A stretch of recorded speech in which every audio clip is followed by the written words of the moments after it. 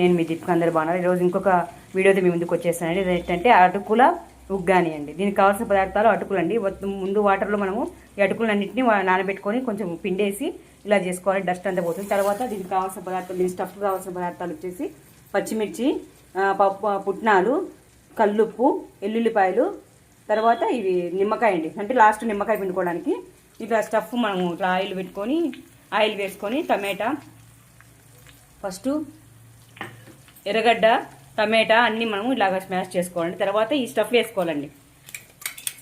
Stuff వేసుకొని ఒకసారి పచ్చివాసన పోయే వరకు అలా అనుకొని తర్వాత ఈ అటుకులు వేసుకునేదండి. చాలా చాలా బాగుంటుంది. అటుకుల ఉప్మా అంటారు. అటుకుల ఉప్మా చాలా స్నాక్స్ ఐటమ్, వద్దని టిఫిన్ ఐటమ్ కైనా వేసుకోవచ్చు. అంతే అండి, ఇది కలుపుకోవడమే అండి. ఇలా కలుపుకోవాలండి.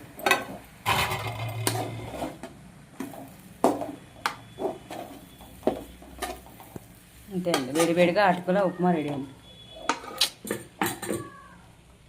కొత్తిమీర చల్లుకుంటే సరిపోతుంది.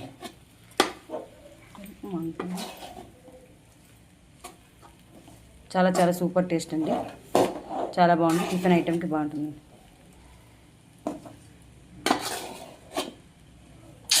నేను మీ దీపిక అందరు బాగున్నారు. ఈరోజు ఇంకొక వీడియోతో మీ ముందుకు వచ్చేస్తానండి. ఇది ఏంటంటే అటుకుల ఉగ్గాని అండి. దీనికి కావాల్సిన పదార్థాలు అటుకులు అండి.